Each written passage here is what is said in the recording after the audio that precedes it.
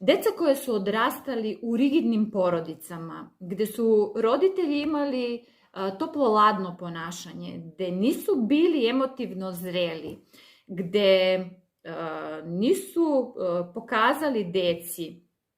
koliko je bitno da imaju te neke svoje stavove, principe, koji nisu pokazali tu neku nežnost, milost,